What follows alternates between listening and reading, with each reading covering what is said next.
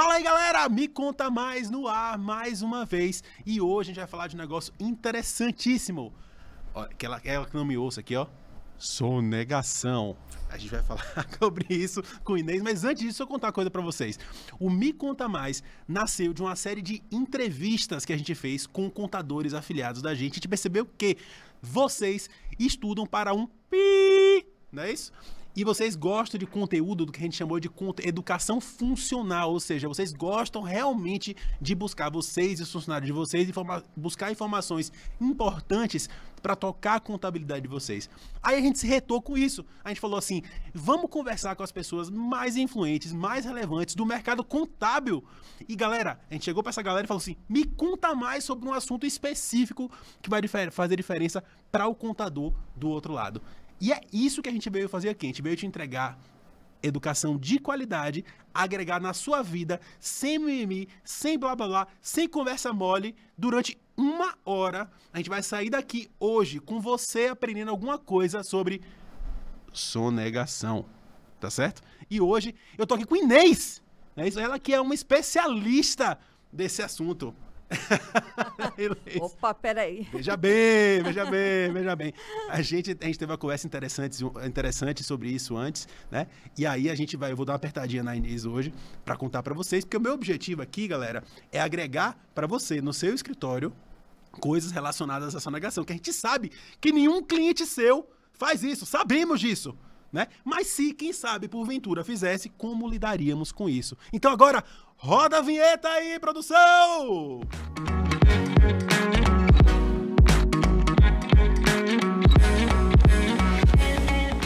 É isso! Inês, seja bem-vinda ao Me Conta Mais! E aí, Inês, me conta o seguinte, você me falou um negócio interessante sobre o progresso da contabilidade ao longo dos anos. Conta pra mim essa história. Tá, eu vou contar para você já, mas antes a gente não vai falar de sonegação aqui não, tá? A gente vai falar de como não sonegar e de como não permitir que a sonegação aconteça. É muito importante porque acho que é um item aí que os contadores eles têm cada dia mais se atentado por conta da própria responsabilidade, né? Então você está perguntando aí para mim com relação à evolução. Eu acho que antigamente a gente vem aí de uma função de guarda-livros, né? Aí depois a gente veio para a questão do contador e hoje o contador ele faz sim parte da gestão do negócio. Então a visão dele é um pouco mais ampla do que aquilo que tinha lá atrás. Sem falar nas responsabilidades que ele acaba assumindo do ponto de vista civil e legal, dependendo aí de como ele se envolve dentro da rotina ali do cliente dele.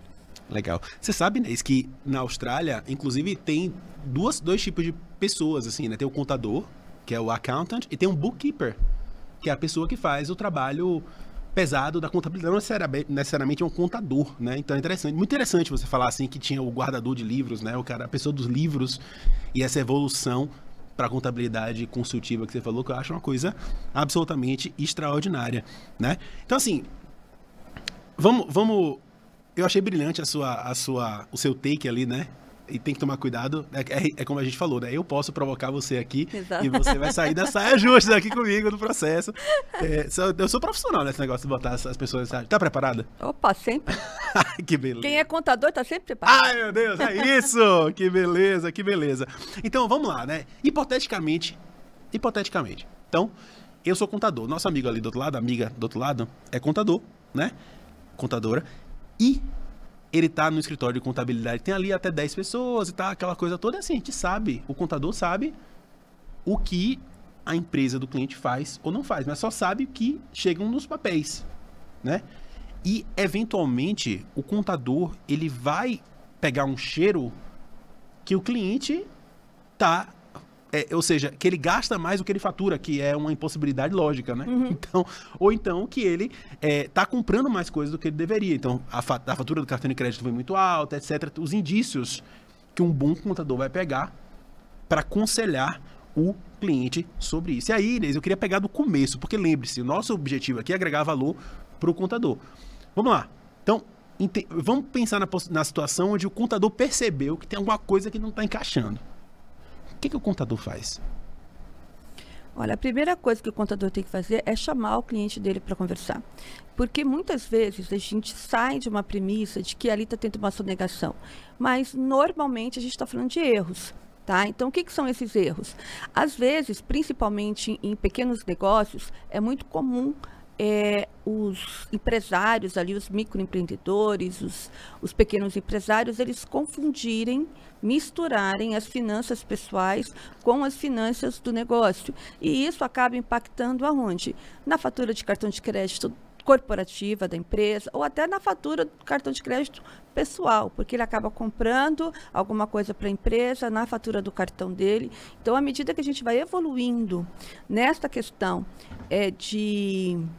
do controle do governo, né, do cruzamento de informações de uma forma eletrônica, então esse tipo de situação ele precisa ser muito bem averiguado pelo contador. Então podem acontecer alguns indícios de problemas dentro da gestão, não necessariamente da sonegação. Então a gente precisa, a primeira coisa é separar, né, o que é um erro, um problema de gestão que precisa ser conduzido, que precisa ser orientado para uma sonegação, porque não cabe ao contador, né, se responsabilizar por atos ilícitos ali de um eventual cliente. Então, nessa situação, evidentemente, o meu aconselhamento é que o contador ele se retire. Né? Porque se ele sabe que existe uma fraude, se ele sabe que existe um eventual ato ilícito ali, ele pode ser responsabilizado por aquilo. Mas o que a gente observa hoje, né, em decorrência até da tecnologia e tudo mais, é que o que acontece realmente são erros, né? São distorções ali na forma de fazer a gestão que acabam trazendo aí esses indícios de eventuais descontroles, mas não necessariamente é um erro ou um ato ilícito ali. Eu trouxe até um vídeo aqui, ó, que é o seguinte, ó.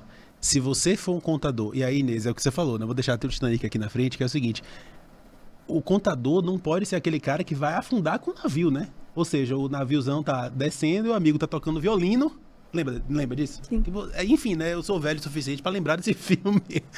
Mas é isso que acontece ali, né? Então a galera vai afundando no processo como se nada tivesse acontecido, não fala nada, sabe que vai ser responsabilizado pelo negócio, mas aquela coisa. E eu gostaria de explorar mais nesse podcast isso, mas assim, o contador percebe que tem uma coisa errada e não fala.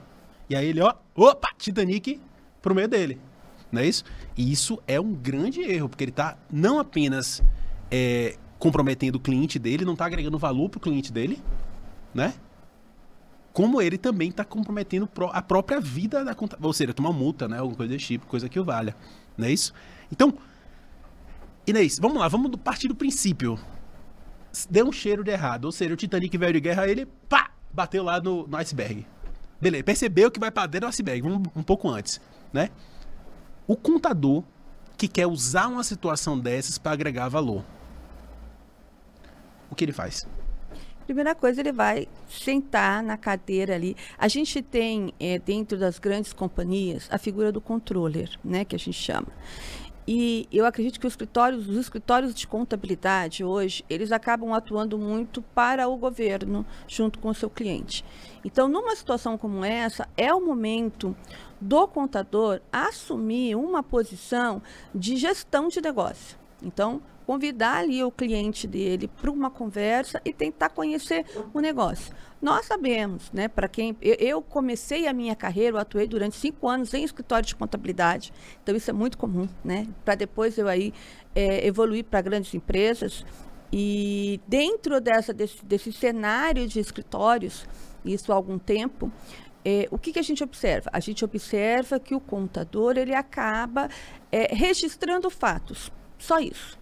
Então, tudo aquilo que ele recebe de documento, ele vai registrando. Então, nesse momento em que ele recebe documentos e que começa a haver uma discrepância de informação, o que ele vai fazer? Ele vai convidar o cliente dele para uma conversa de negócios. Deixa eu entender o seu negócio, porque não necessariamente o contador ele vai entender do negócio do cliente dele. Tudo vai depender muito do contrato, do tipo de contrato que ele tem com aquele cliente. Ele vai entender do que o cliente dele tem que entregar para o governo, né? Como que o cliente dele vai atender às obrigações do governo. E aí, o que que acontece? Numa situação como essa, ele vai convidar o cliente dele para uma reunião de negócios e tentar fazer ali um diagnóstico e levar ali informações para o cliente dele, orientações, né? Porque ele não é o gestor do negócio. O gestor do negócio é o cliente. Ele não é o capitão do navio. Gostei. Ok? É isso. Ele não é o capitão do navio, mas ele é a tripulação. Eu vi o iceberg! Tem um iceberg se aproximando! Exatamente. É por aí. E tem esse cara no filme, tem esse cara no filme. Ele é a tripulação. Então, ele é uma parte importante dessa tripulação. E ele precisa cuidar para que aquele navio não afunde. Agora, não, ele não é o capitão. Excelente. Um corte aqui importante, gente, é o seguinte. Eu não vou lembrar o número exato, mas assim, a maioria ridícula das empresas do Brasil está no Simples. Né? Ou seja, fatura menos ali do que 4 milhões, 3 ponto, qualquer coisa milhões e tal. Vou pedir a produção depois botar isso na tela, porque é um número ridículo, né? E a gente sabe que antes da empresa chegar num certo número de faturamento, é uma zona. Do tipo, o cara usa cartão de crédito, pessoal, como você falou, né? Para pagar coisa da empresa e tal, aquela coisa. Aí, relatório de reembolso são todos meio esquisitos e tal. A gente sabe que é complicado. Então, realmente, tem um fator... Eu usei ali a palavra sonegação. Tem muito fator de, assim, é complicado manter uma empresa pequena rodando. E é por isso que, no mercado contábil, fala-se muito que o contador, empresários falam muito isso e pessoas de educação falam muito isso, que é o contador é um funcionário do governo pago pela empresa. Fala-se muito sobre isso, né? Eu entendo a dor do cara, você entende a dor do contador ali do lado, show de bola. Vamos lá, Inês. Mas assim, voltando pro básico, porque isso é uma coisa difícil. Então, eu sou o contador. Eu ligo pro meu cliente e falo assim, seu Pedro, tudo bom, seu Pedro? Seu Pedro, a gente... eu gostaria de bater um papo com você. Você pode vir no escritório? Ou eu posso ir te encontrar? Beleza, chegou. Aí marcou uma conversa com a pessoa. Hoje em dia a moda é videoconferência, então vamos fazer uma videoconferência, beleza. Eu acho que esse comecinho dessa conversa, Inês, é uma conversa super interessante que a gente poderia explorar. Que é, como eu abordo o meu cliente? Porque eu não vou chegar pra ele e falar assim, bicho, tu tá sonegando ou tu tá esculhambando meu jogo. Eu vou tomar multa por causa de você. Imagina, a conversa não vai começar assim, né?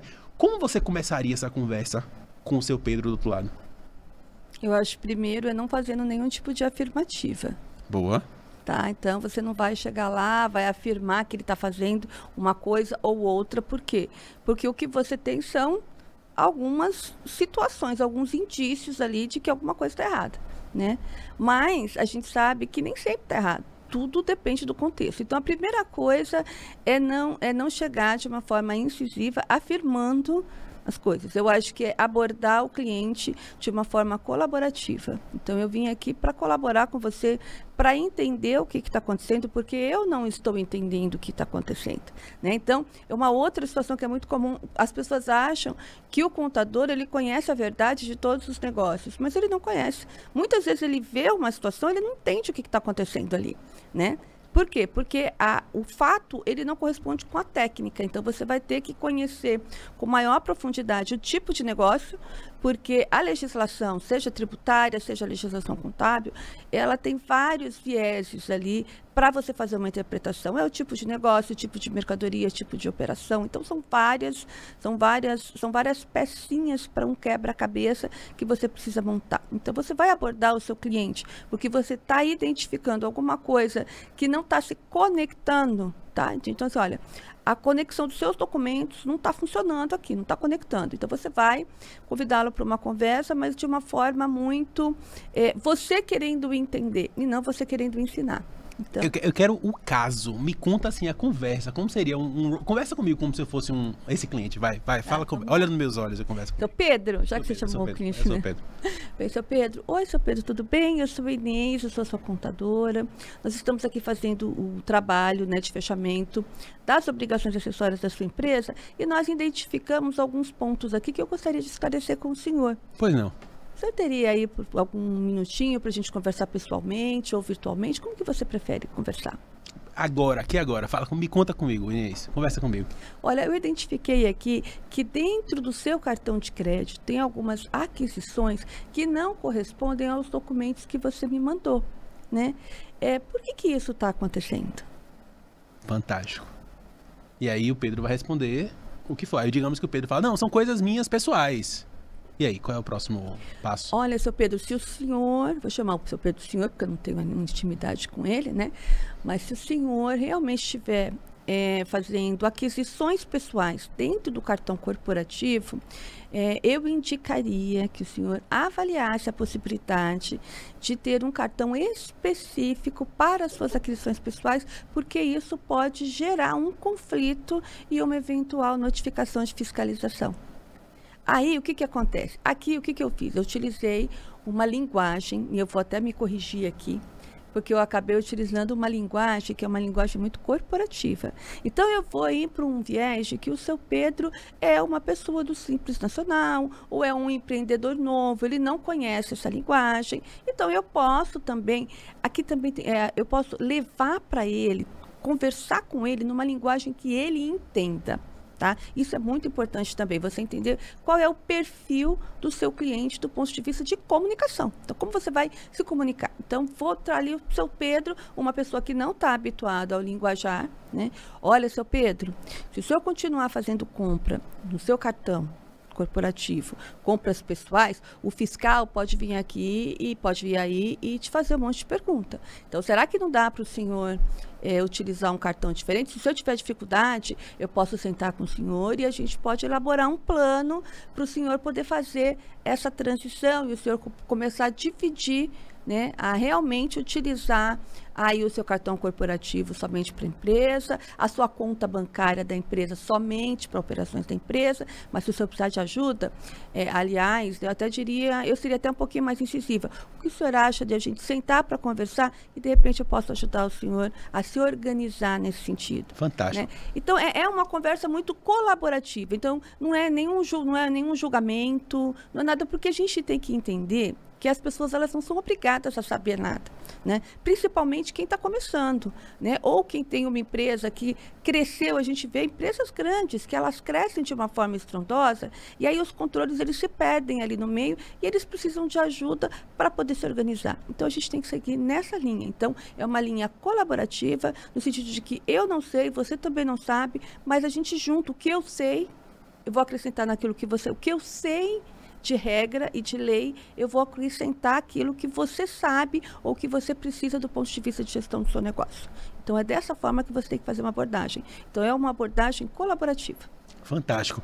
E aí, Inês, uma coisa que eu acho muito legal aqui é o seguinte, quando eu vou falar com o seu Pedro, eu vou com a ideia de que eu estou agregando valor para ele, né? Sim.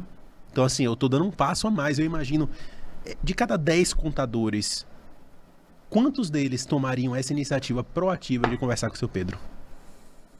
Olha, eu gostaria que 10. Eu entendo, mas na realidade, eu também gostaria que não tivesse mais desmatamento na Amazônia, né, que não tivesse guerra no mundo, tudo isso. Tamo junto.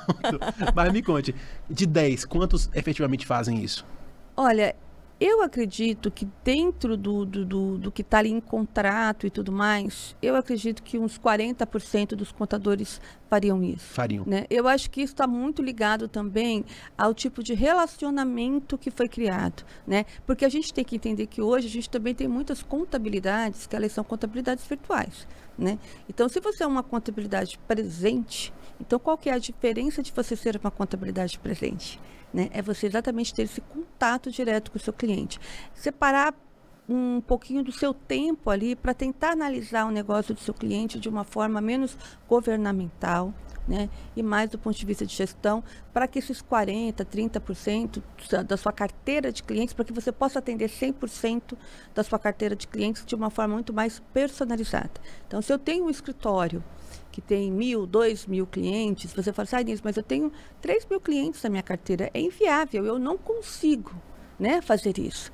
Eu acredito que você não consiga fazer isso todo dia, todo mês, toda semana.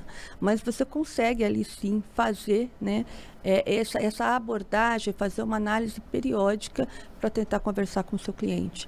E levar isso para o 100%, que para mim é o fundamental quando a gente fala de escritórios que hoje não são escritórios virtuais, mas sim que são escritórios físicos, né, que atende fisicamente o cliente. Mas infelizmente a gente não tem isso por conta da volumetria. Sim, mas do ponto de vista de tamanho de contabilidade, existe uma polarização muito grande nessas contabilidades até 10 colaboradores, sabe? Tem esse espaço no mundo onde teria proximidade.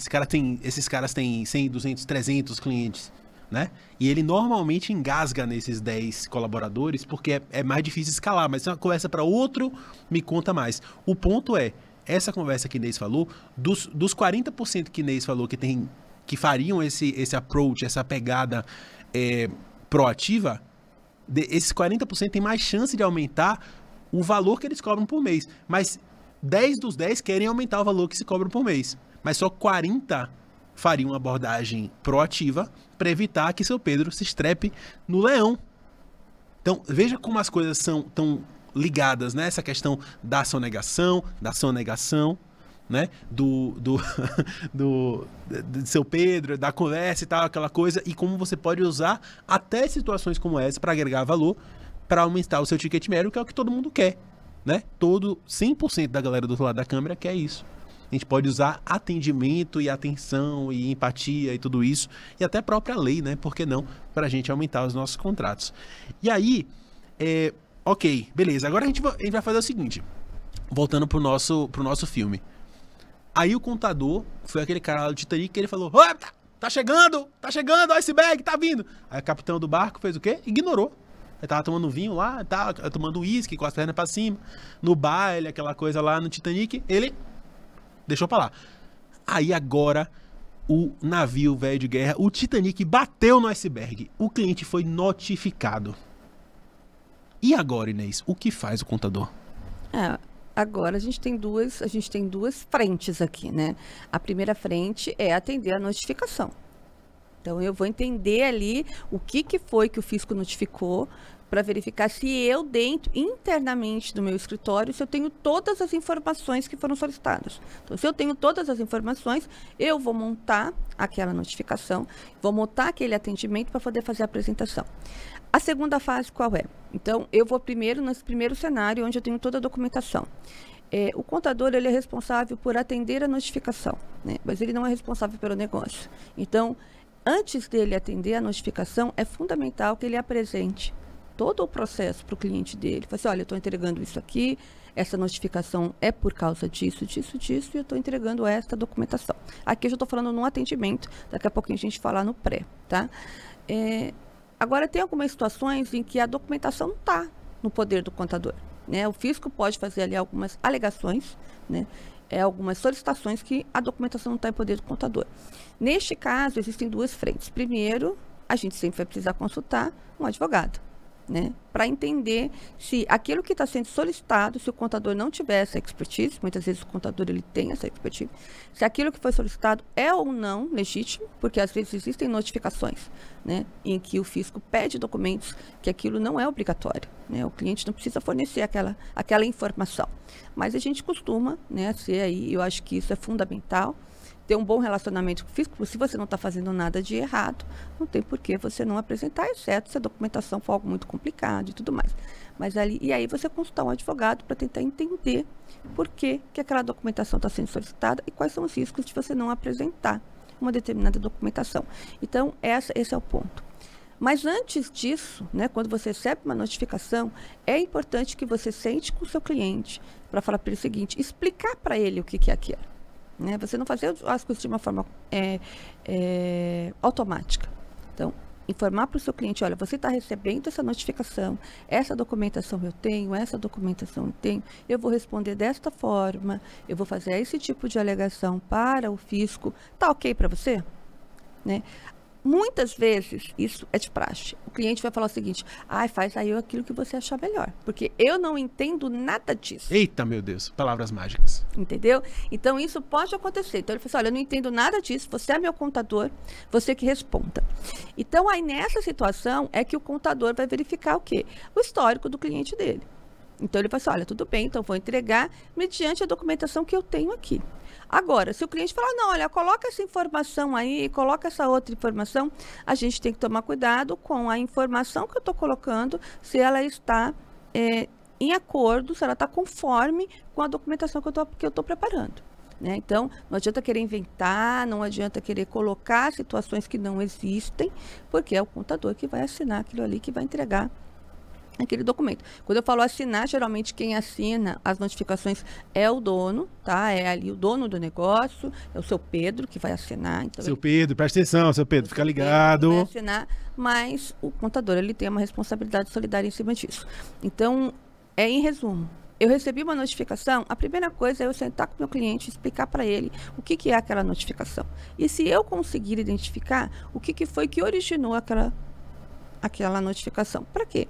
Para que o seu cliente não venha lá na frente e fale assim, olha, o contador foi lá, respondeu, não me falou nada, eu nem sabia o que estava acontecendo. Então, é sempre importante envolver. A gente tem que entender o seguinte, o contador ele é envolvido na situação e não o contrário. Né? A gente tem a tendência de falar assim, não, olha, eu vou envolver o meu cliente nessa notificação. Não. Essa notificação é do cliente, não do contador. Interessante. Você que está me assistindo nesse momento, eu vou deixar uma provocação para você, é o seguinte... O Me Conta Mais, ele tem uma pegada de estar muito próximo do que você está aprendendo. Lembre-se do que eu falei lá no começo. Nosso objetivo é entregar a educação funcional, ponto final. Se você não estiver aprendendo nada aqui, fudeu. Não é o objetivo do jogo, né? Então, eu vou deixar na tela para você, tá? O meu Instagram pessoal, e você vai dizer para mim no DM, tá certo? Eu quero saber se você fala com seu cliente proativamente. Lembra aquela conversa que a gente estava tendo com o Inês? Ou seja, se você fala para o seu cliente proativamente sobre algum potencial, né, uma situação ali onde deu uma bola cruzada, parece que a documentação está meio errada e tal, porque eu quero entender se você está sendo proativo em relação a isso, porque a gente vai criar mais materiais como esse, de alta qualidade, baseado nas suas respostas. Então, eu quero entender aonde você está nesse rolê. Inês, me diga uma coisa. Quando uma documentação, e é uma pergunta bem ignorante do lado, porque eu não sou contador, gente, tá certo? Quando uma notificação é recebida, ela é recebida em qual endereço? No endereço do contador ou no endereço da empresa? Hoje, dependendo, assim, mas, digamos, da maioria das situações, ela é recebida eletronicamente. Né? Então, se você está falando de Secretaria de Fazenda, isso geralmente vai estar dentro ali do canal, do portal eletrônico da Secretaria de Fazenda ou dentro do ECAC, quando a gente fala de Receita Federal. Eu acredito que as exceções elas estão muito relacionadas a prefeituras pequenas que ainda encaminham as notificações via correio, né? Nesses casos, vai para a empresa. Para a empresa? Para a empresa. Então, as notificações que vão por correio vão para a empresa, as que são eletrônicas caem no portal. Porém, o portal, como o seu Pedro é notificado disso? O que acontece? Os portais a gente tem que tomar muito cuidado com ele, né? Quem trabalha dentro da área sabe muito bem disso, porque a partir do momento que você abriu uma mensagem, já começa a valer o prazo ali, né? De resposta daquela notificação. Aqui vai depender muito do acordo, né? Do que está contratado. Se o cliente passou para o contador a procuração e a autorização para que ele abra as mensagens, então é o contador que vai abrir e ele que vai ser responsável ali pelo cumprimento dos prazos e por todo o processo.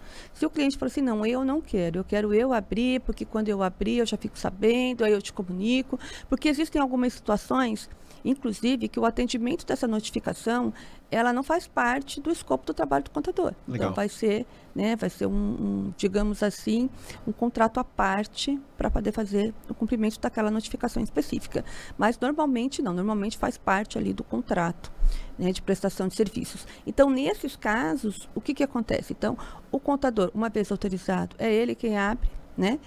E aí ele vai fazer todos os trâmites, senão o cliente que vai abrir. A gente costuma, né, do ponto de vista de processo, abrir as caixas geralmente 2 vezes por semana, ir lá e olhar se tem alguma mensagem, se tem alguma coisa importante, porque também existe um prazo legal, caso você não abra a correspondência, depois de um determinado prazo, ela é considerada como já entregue, e aí começa a valer o prazo aí de atendimento da mesma forma. Então, aqui vai depender muito de como foi contratado. Mas, sendo o contador, né, a gente sempre orienta a tentar abrir 2 vezes na semana, principalmente às segundas-feiras, porque os prazos geralmente são prazos de dias úteis, né, e evitar abrir de sexta-feira ou vésperas de feriado, para não começar a contar prazos aí. Perfeito.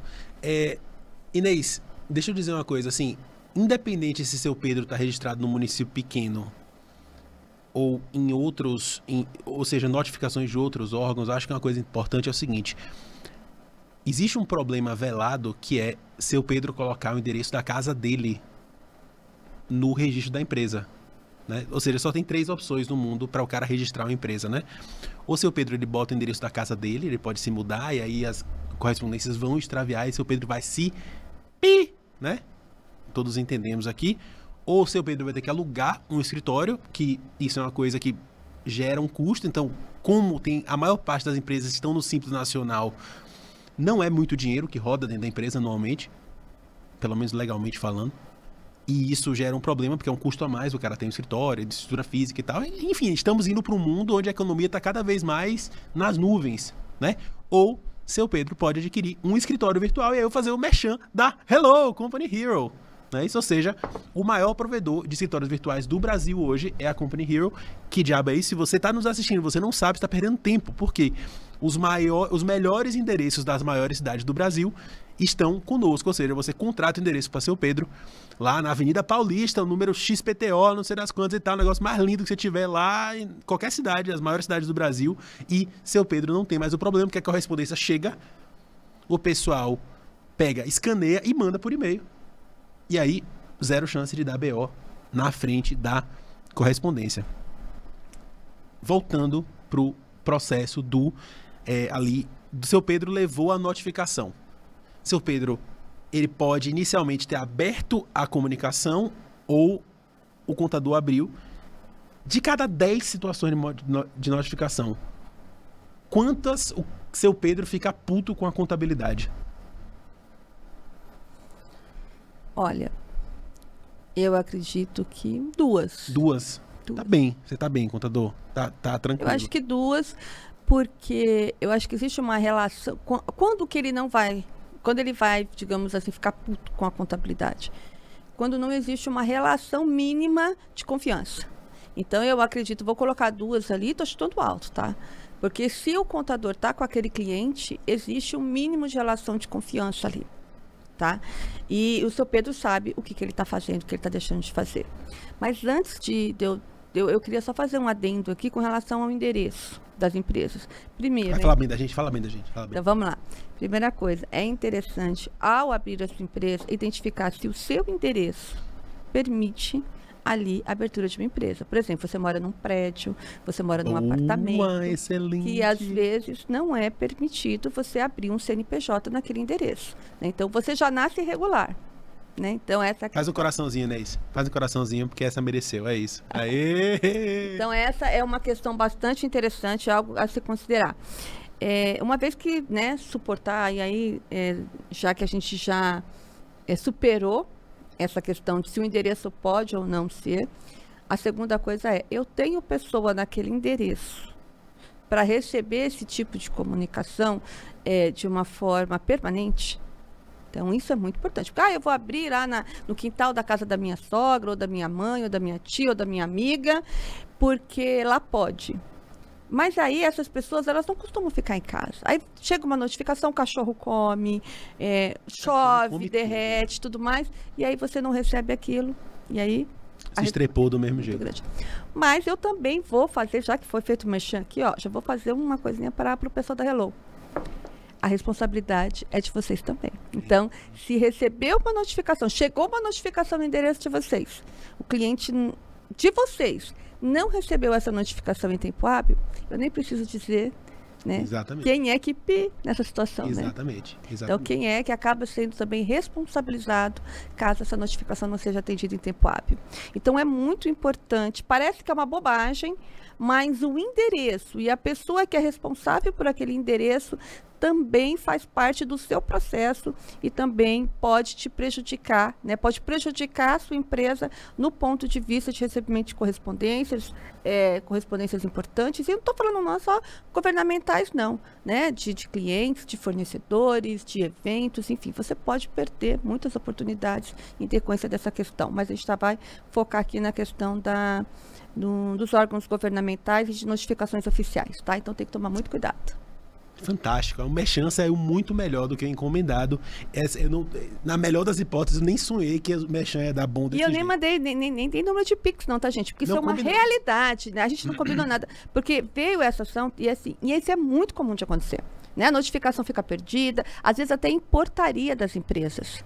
Né? Treinem os seus porteiros, avisem os seus clientes, olha, treinem a portaria. Qualquer correspondência que tenha um selinho lá, um selinho de governo, um selinho oficial, isso daí tem que chegar na mão das pessoas responsáveis imediatamente. Fantástico, fantástico, golaço. Aí mas vamos voltar pro seu Pedro. Agora volta pra situação que é o seguinte, tá? Amigo contador, você volta pra história do Titanic. Você tá lá, você avisou, seu Pedro, tá vindo, sai esse bag. Seu Pedro não fez nada. Chegou lá, conversou bonito, né? Como o Inês falou, trocou ideia com o seu Pedro virou pra ela e falou assim, tá, vou ver. Seu Pedro continuou fazendo a cagada. Aí bateu no Titanic, chegou a notificação, tá lá no endereço da Company Hero, chegou na mão do cara por e-mail, escaneado, bonitinho. Seu Pedro recebeu, mandou pro contador. E aí seu Pedro chegou pro contador e falou, esse bicho não entende nada, como você falou, não entende nada desse negócio aí. Resolve aí. Beleza. Aí, o contador amigo, né? Você que tá nos assistindo, você aí submeteu a documentação. O que o contador faz para se proteger? Porque ele avisou seu Pedro. Lá atrás, ele avisou. Seu Pedro, o iceberg tá vindo. E aí? Olha, eu acredito que aqui vai depender muito de situação para situação. Primeiro, se o contador percebeu que é uma situação realmente de ilícito, são atos ilícitos, eu não sei o que ele está fazendo dentro do barco ainda. Isso. Primeira coisa, né? Se são erros, a gente tem que lembrar que as notificações, elas são notificações de períodos passados. Então, é importante verificar o que foi que aconteceu a partir do momento que você teve aquela conversa com o seu Pedro, que você sentou com ele, ajudou, se as coisas foram evoluindo, né? Para que não recebam novas notificações. Mas aquela é referente a um período passado.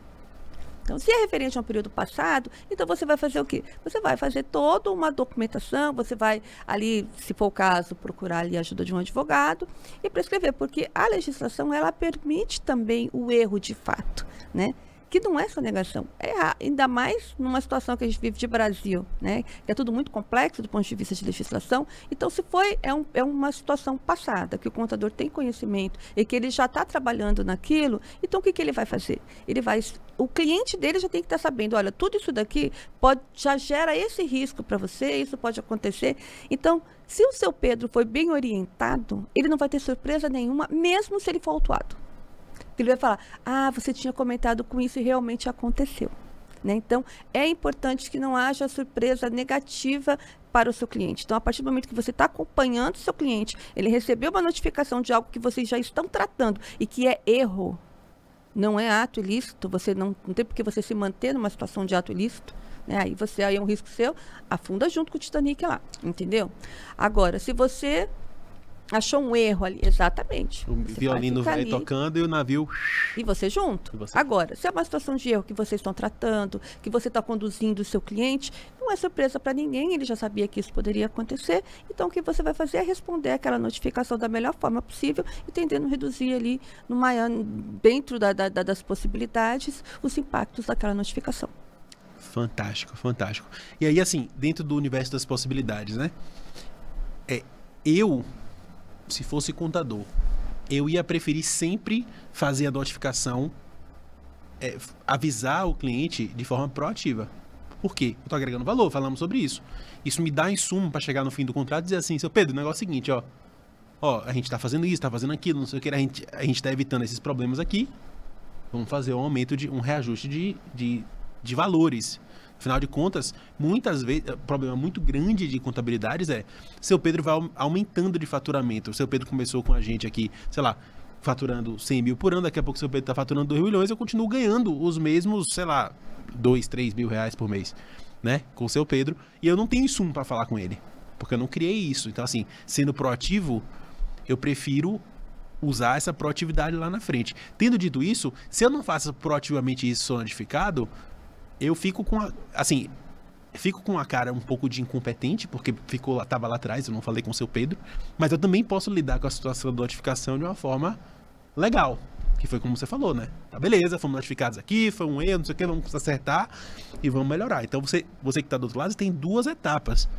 no processo. Mas eu continuo querendo saber, produção, botar na tela de novo o Instagram, porque eu quero saber de você, pessoalmente, se você é o proativo ou não. Aí você vai falar o seguinte no direct lá, você vai falar: Malci, eu assisti o episódio da Inês, simpatíssima, super simpática, ela linda, maravilhosa, e eu faço o processo proativo ou não. Quero ouvir essa história de você. Inês, beleza? Show de bola. Falamos sobre isso. E aí o seguinte, eu queria saber qual é a dica rica, a dica de ouro para uma contabilidade ser uma contabilidade consultiva dentro desse contexto aí de sonegação entre aspas, erro, esse espaço todo, sabe? Tem mais alguma dica aí por trás dessa porta? Você falou um pouquinho aqui do aumento do ticket, né? E do seu Pedro, que tinha ali uma empresa de 100 mil, uma empresa de 2 milhões. Eu torço muito porque o seu Pedro fature 2 milhões, 3 milhões, ele sai do Simples Nacional, vá para o lucro presumido, depois vá para o lucro real. E aí a questão é, eu estou preparada para atender o seu Pedro em todas as fases da evolução da empresa dele? Então, isso requer preparo. Né? Então, a minha equipe, ela está sendo treinada, a minha equipe está sendo atualizada, a gente vai falar, a gente tem aí reforma tributária que está chegando daqui a pouquinho, então a minha equipe está sendo atualizada, porque senão o seu Pedro, quando ele estiver lá no topo, o seu Pedro que vai me abandonar, ele fala assim, olha, você não está mais preparado para me atender. Por mais que você tenha um bom relacionamento com o seu Pedro, que você tenha recebido aquela notificação que ele já sabia que não foi surpresa, em algum momento ele pode falar que você não está preparado e ele não vai querer fazer um BPO com você, né? Que é aquela questão de BPO, de levar o seu pessoal para dentro da empresa dele e você continuar fazendo a gestão. Então, qual que é a dica? É acompanhar. Então, você precisa, quem tem um escritório contábil, é muito importante criar pequenas células, né, de comportamento de clientes. Então, olha, eu tenho várias células aqui que são os clientes pequenos, que estão evoluindo, que são clientes que a gente chama de PF, de pessoa física PJ, né, que tem CNPJ, que é aquela empresa que tem 2, 3 notinhas fiscais, ela vai continuar sempre naquilo. Então, você cria pequenas células comportamentais de cliente para você acompanhar a evolução e saber como é que você vai evoluir junto com aquele cliente, né? Então, evolução de faturamento, do ponto de vista prático, se ele não mudou de categoria ali, né, para de simples e tal, não vai mudar nada do ponto de vista de atendimento de governo. Se ele fazia 100 mil, vai fazer 200, o que muda? Volumetria. Se o seu contrato está vinculado exclusivamente à volumetria, então você vai ter ali provavelmente um range de tanto a tantas notas, eu vou cobrar isso, de tanto. O que você vai ser? Você vai continuar atendendo o governo. Aquilo que você mesmo falou. O contador, ele é um funcionário do governo que você paga. Então, se você não quer ser um funcionário do governo, você quer ser um funcionário da empresa. Então, é importante que você comece a pensar em gestão de negócio, né? Então, como eu posso ajudar o meu cliente a fazer a gestão de negócio dele e ser proativo? E aí, você criando essas células, essas microcélulas, pequenas células, onde você vai condensar, você vai agrupar clientes com o mesmo perfil, seja perfil de negócio, seja perfil de desenvolvimento, clientes que você está vendo que estão evoluindo ali do ponto de vista de complexidade, não é, agora o que eu vou fazer? E tratar aquele cliente da mesma forma. É a mesma forma que se você pegasse o seu bebê, né? Vou colocar aqui, vou trazer aqui a minha experiência de mãe, né? Então, você tem um cliente ali que nasceu agora, é um bebezinho, e você querer continuar cuidando do seu adolescente como se ele fosse um bebezinho. Não vai funcionar. Então, você tem que evoluir junto com o seu cliente, e isso você consegue fazer se você agrupar eles em microcélulas e começar a fazer uma avaliação de comportamento desses clientes. Especialização é uma coisa fantástica, né? Tem que ter, sempre. Inclusive tem escritórios que isso não é novidade para ninguém, né? Tem escritório que não toma conta de MEI, por exemplo. Isso. Todo mundo quer andar pro lucro real, né? Lucro presumido, onde tem mais dinheiro, né? Sair do simples e subir no processo. Mas se você não quiser largar completamente, porque é difícil, a maior parte da população está no simples, ridiculamente maior, está no simples, né? Então, precisa realmente dessas células. Como é que a pessoa com 10 pessoas no escritório de contabilidade, sei lá, de 7 a 10 ali, como é que ela faz para criar essas células? Ela pode pegar dentro daquelas pessoas, né, que fazem parte do time dela, identificar quem é o melhor perfil para fazer a gestão do negócio de escritório de contabilidade. Porque você tem que ter a gestão do seu negócio de contabilidade também. Então, quem pode te ajudar a fazer essa gestão da sua carteira de clientes? Gestão de carteira de clientes não é volumetria. Não é eu aumentar a minha quantidade de clientes ou diminuir a minha carteira de clientes, eu aumentar o meu ticket ou diminuir o meu ticket. Não, a gestão da sua carteira é você conhecer o seu cliente. Então, você vai investir. Você não vai tirar uma pessoa lá e vai fazer, ela não vai estar tomando o tempo dela, ela não vai estar perdendo o tempo operacional dela fazendo aquilo, não. Ela está ganhando corpo para o escritório. Então, se ele tem 10 pessoas, né, que está ali no dia a dia, se ele não pode contratar uma pessoa especificamente para fazer essa gestão de negócio do escritório, né, porque não adianta você falar, eu vou fazer a gestão do negócio do meu cliente, se eu não faço a gestão do meu próprio escritório, se eu não conheço, eu não tenho o perfil dos meus clientes mapeados, se eu não tenho o perfil até dos meus fornecedores, as minhas despesas, tudo isso muito bem mapeado.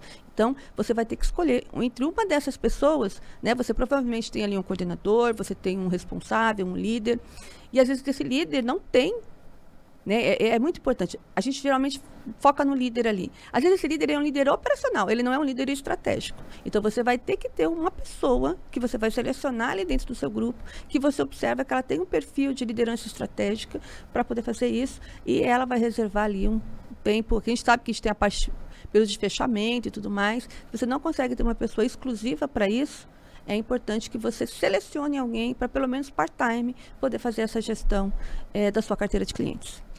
E aí você, por exemplo, separar a carteira de clientes, pegar lá sei lá, quem você tiver de lucro presumido real, jogar na mão de uma pessoa, né? Talvez fazer uma célula nesse sentido e focar o resto no simples. Aqui, quando a gente fala de segmentação, a gente tem que tomar muito cuidado, porque senão as pessoas começam a ganhar nome e sobrenome, né? Então vai ser o João do Simples, a Maria do lucro real, e aí quando a Maria sai de férias, quem é que faz o lucro real para a Maria? Né? Então é muito importante ter o que eu chamo de pessoas que são pessoas referências. Então a Maria, ela pode ser referência no lucro real, né? Mas eu tenho uma equipe multifuncional que consegue fazer também o lucro real, se for necessário. Então, sim, sem dúvida, você tem que ter pontos focais, mas tem que tomar muito cuidado com o nome e sobrenome, né? Então, eu já fui Inês do Piscofins, eu já fui Inês do ICMS, eu já fui Inês do planejamento, eu já fui... E assim, e aí, nessa evolução, mas que eram grandes estruturas em que não tinha só Inês do ICMS, não tinha só Inês do Piscofins, tinha 10 pessoas, né? Então, você tem que tomar muito cuidado em manter pequenos grupos onde o conhecimento está exclusivamente, não só o conhecimento, porque o conhecimento ele é democrático, né? Todo mundo tem, mas o processo está na mão de uma única pessoa.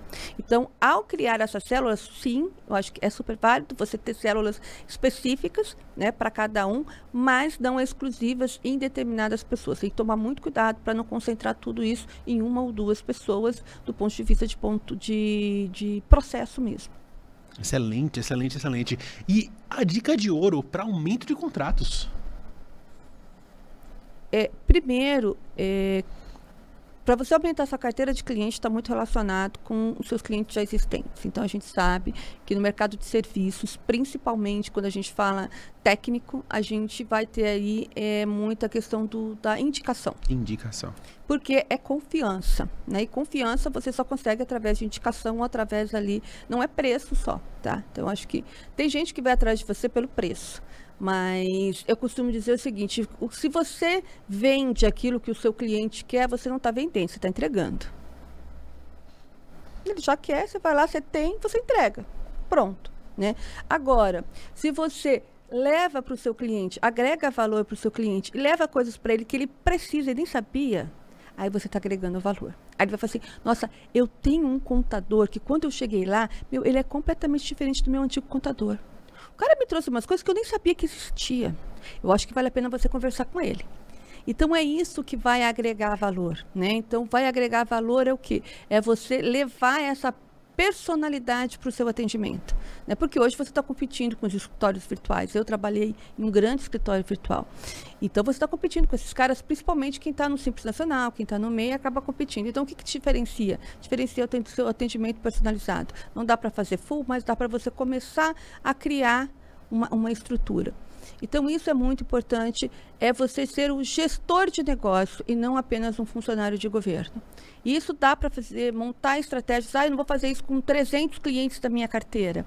Mas você pode estruturar aquilo que eu falei. Quando você cria células, né, de clientes, você fala assim, olha, os clientes que estão nessa célula, como que eu vou evoluir no meu atendimento personalizado com ele? Olha, para essa célula, que é uma célula menor, eu posso conversar com ele uma vez a cada 3 meses, ir lá, conversar, sentar, fazer uma visita, tomar um café, entendeu? Porque quem é importante é quem dá importância. Então, se você dá importância para o seu cliente, você fica importante para ele e ele vai pensar 2 vezes antes de substituir e não vai pensar antes de te indicar. Fantástico, fantástico.